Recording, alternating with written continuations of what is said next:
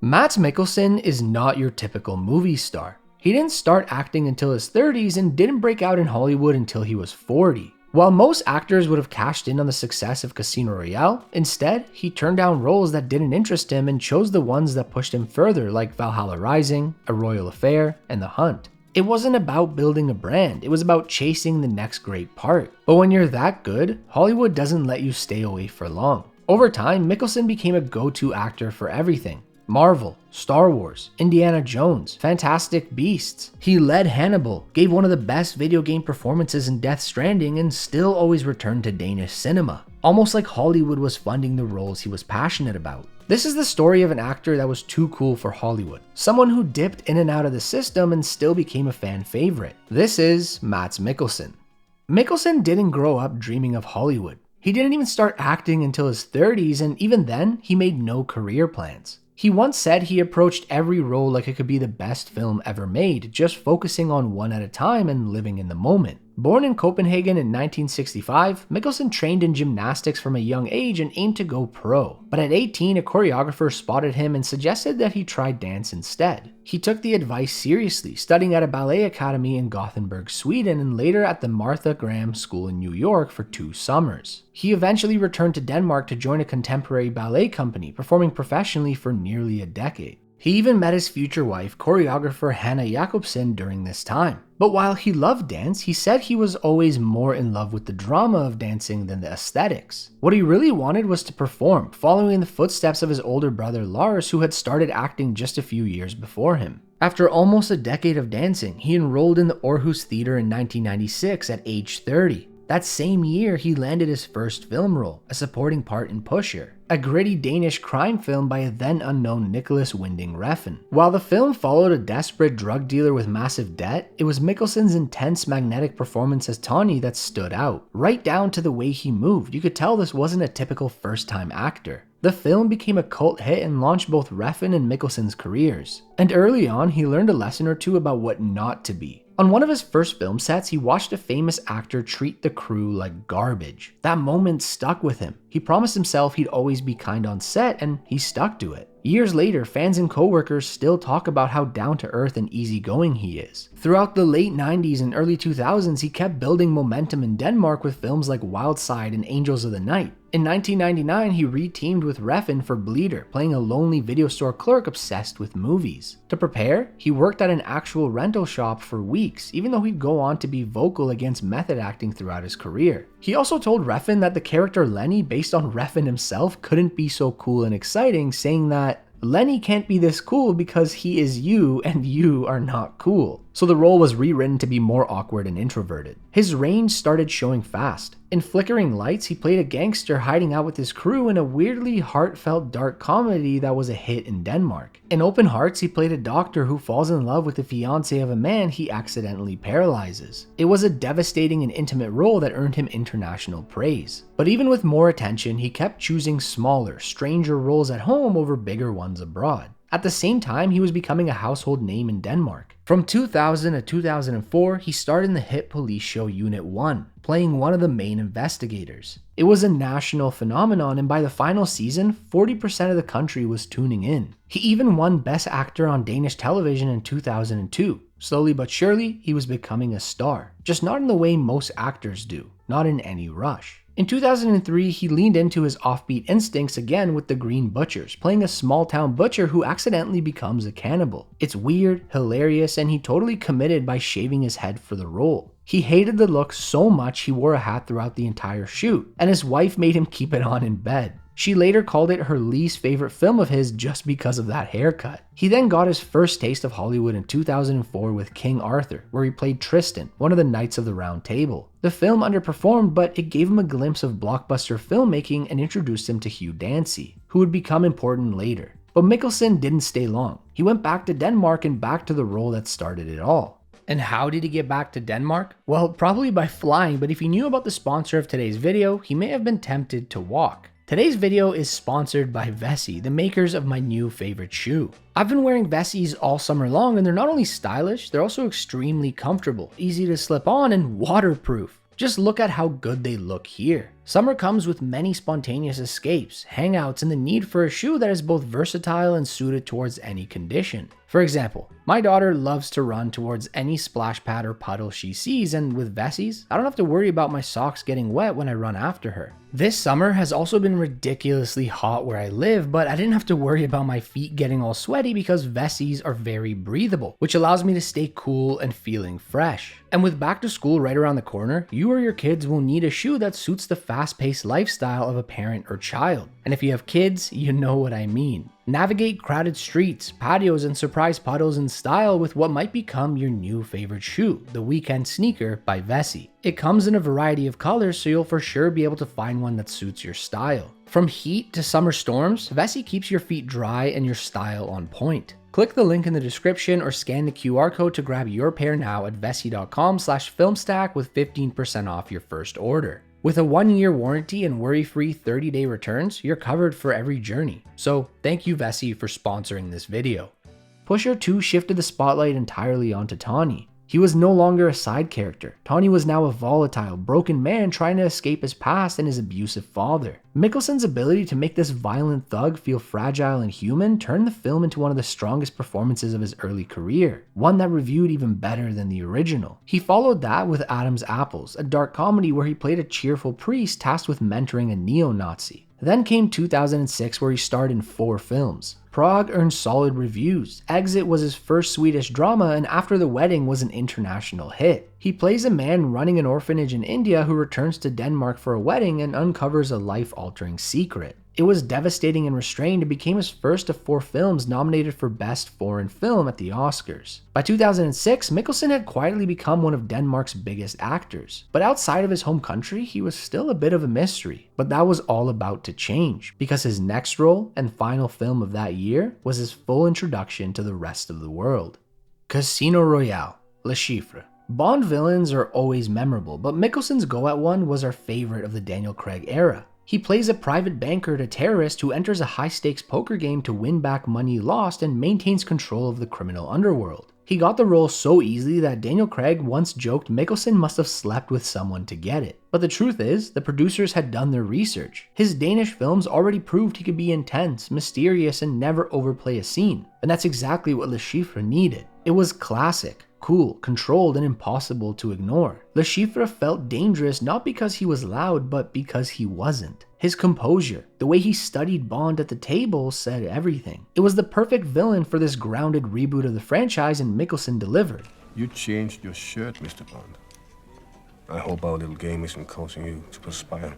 The film was a box office hit and was his international breakout role. Most actors would have used that moment to go all in on Hollywood. Mikkelsen didn't. He turned down roles that didn't speak to him. He even once auditioned for the 2005 Fantastic Four to play Reed Richards, but walked out confused. The lines made no sense. The process felt fake and he could tell right away it wasn't for him. He later said, "If I'm not motivated, I'll just deliver nothing." So rather than chase fame, he stuck to his rule. One role at a time, only if it's worth doing. Over the next few years, he stayed in Europe. In 2008's Flame and Citron, he starred as a resistance fighter in Nazi-occupied Denmark, playing a real-life assassin in one of the country's most expensive films ever made. His role was quiet, intense, and deeply conflicted. With just his expressions, you could feel the weight of what it meant to kill for a cause. Then came 2009, a busy year where he starred in 3 films across 3 countries. In Coco Chanel and Igor Stravinsky, he played the Russian composer in a French historical romance. In The Door, a German sci-fi film about a man who finds a portal through time, he spoke all his lines in German, only for them to dub over him due to his accent. And finally, he reunited with Refn for Valhalla Rising, a film that pushed minimalism to an extreme. Shot in Scotland, Valhalla Rising featured just 120 lines of dialogue. Mikkelsen's character, a mute warrior named One Eye, didn't say a single word. He took the role thinking it would be easy without dialogue.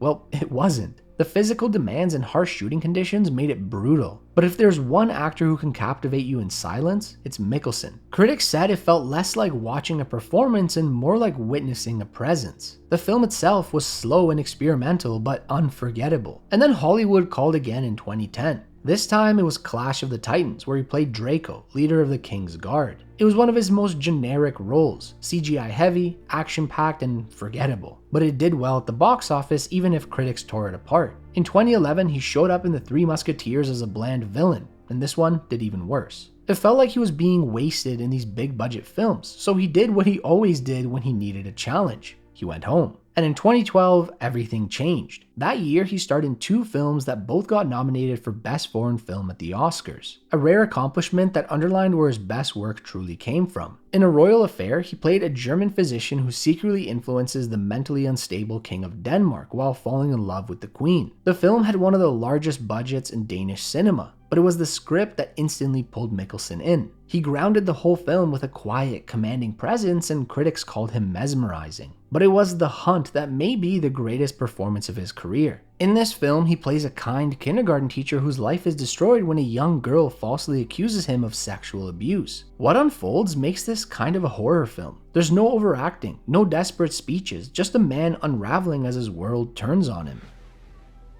Hvad er det helt konkret, der er blevet sagt, Grete? Det kan jeg ikke sige.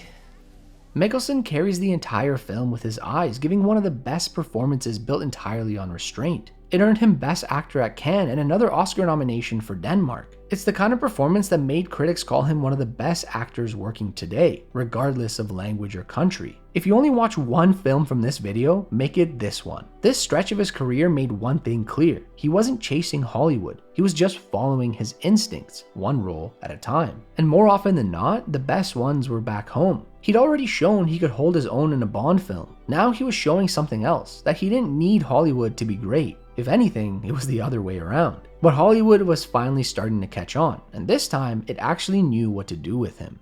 The years after The Hunt were all over the place for Mikkelsen. In 2013, he starred with Shia LaBeouf in The Necessary Death of Charlie Countryman, a romance action film that didn't review well. That same year, he appeared in Age of Uprising, The Legend of Michael Kohlhaas, a French-German period drama that earned decent reviews. And in 2014's The Salvation, he played a Danish settler seeking revenge in the American frontier. It was a rare Danish western, not a massive hit, but well reviewed. Then in 2015, he took a big swing with Men and Chicken, one of the weirdest films of his career. He played a socially awkward outcast brother in a comedy that pushed his usual calm image to weird new extremes. It was Mikkelsen at his most unrecognizable, but it reviewed very well. Even when the projects were mixed, Mikkelsen's performances never were. Still, in film, he hadn't quite hit the highs of 2012. But that's because his best work at the time wasn't in theaters, it was on TV. From 2013 to 2015, he redefined one of cinema's most iconic villains in Hannibal. When news first broke about a TV show starring Hannibal Lecter, most people rolled their eyes. Anthony Hopkins had already given a legendary performance. Why try to follow that?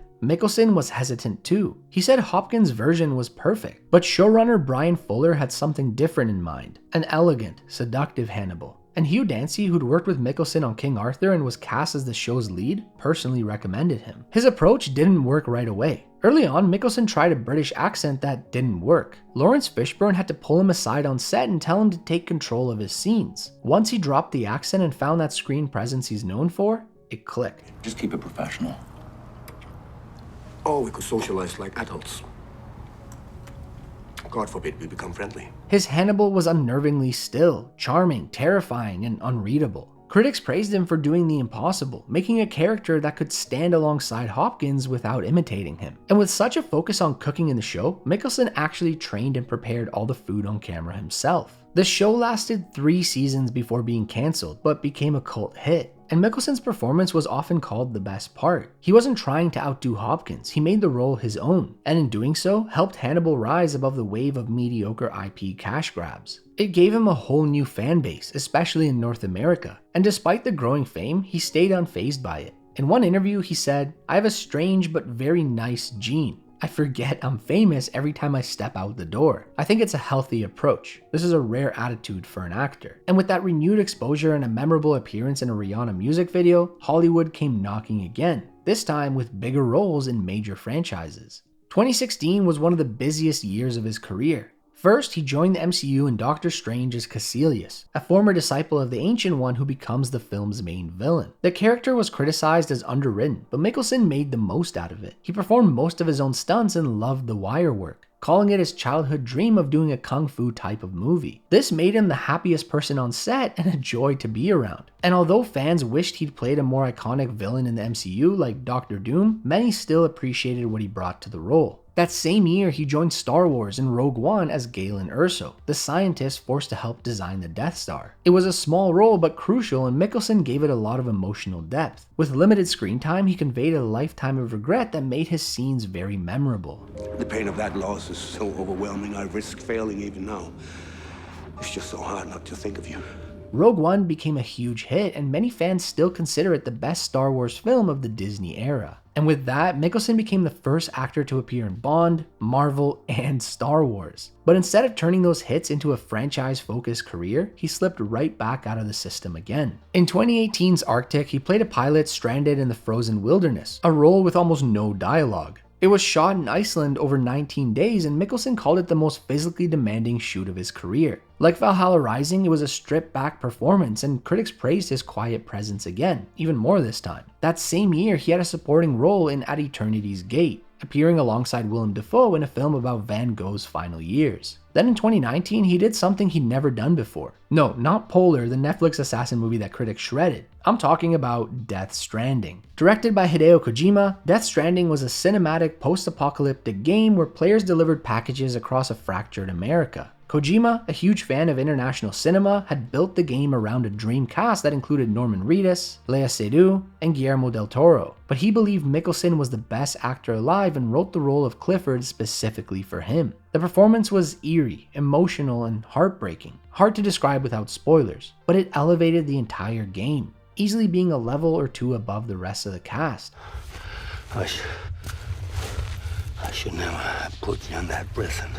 He even won Best Performance at the Game Awards, and Kojima later called him his favorite actor and closest creative collaborator, even though Mikkelsen said he had no idea what was going on while making the game. By the end of the 2010s, Mikkelsen had built one of the most well-rounded careers in the industry. He wasn't choosing roles to get bigger, just better, all for the love of performing. And yet, that freedom to follow his instincts was starting to pay off in even bigger ways. By the 2020s, Mads Mikkelsen had done it all, but instead of settling into franchises, prestige dramas, or TV, he just kept focusing on one role at a time. That led him back to Denmark, reunited with the Hunt director Thomas Vinterberg for another round. It follows 4 teachers testing a theory that humans perform better with a low but constant blood alcohol level. What begins as a dark comedy transforms into an exploration of grief and rediscovering the joy in life. Mikkelsen delivered one of his most layered performances yet. Wounded, funny, and subtle. I drikker som svin. Det gør I hver uge, hele året.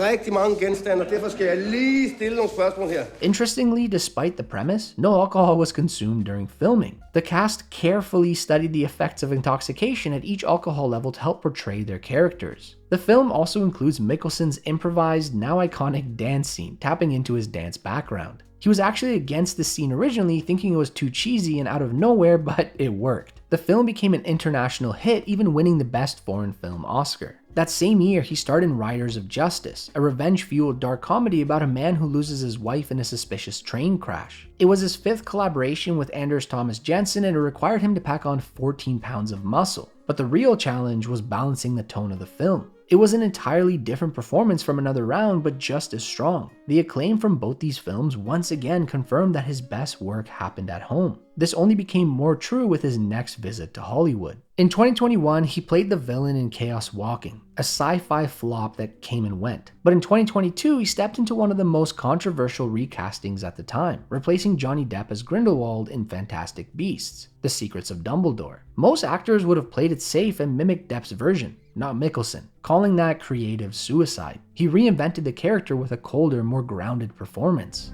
With or without you, I'll burn down their world, Albus. There's nothing you can do to stop me.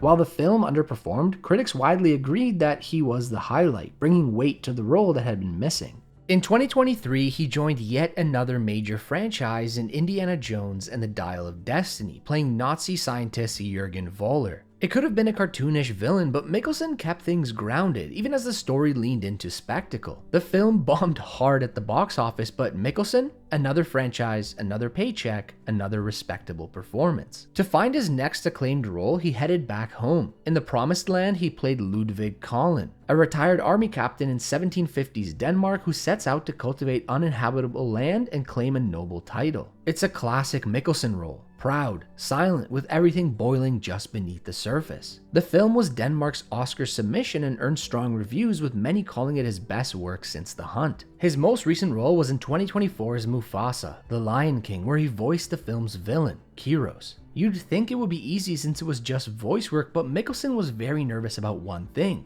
the singing. He's not a singer and doesn't think he's very good, but he got past it by thinking of it as Kyros singing, not him. The film was a box office hit. Critics were mixed on the movie itself, but many agreed Mikkelsen was perfectly cast. As for future projects, Mikkelsen looks like he'll keep having fun with his choices. He's reuniting with Anders Thomas Jensen for the 6th time in The Last Viking, a dark comedy set for 2025. The story follows a man released from prison after 14 years for a robbery, with only his brother, played by Mikkelsen, knowing where the money was stashed. But the only problem is that he's developed a mental illness that made him forget where he hid it. And in 2026, Mikkelsen will also star in Dust Bunny, the film directorial debut of Hannibal creator Brian Fuller. It's a horror thriller about an 8-year-old girl who asks her neighbor to help kill the monster under her bed. It's a fitting pair of projects, one weird, one unsettling, but both perfect roles for him. And that's the pattern. One weird, one grounded, one for him, one for the world. He didn't start acting until his 30s, and even then he took his time.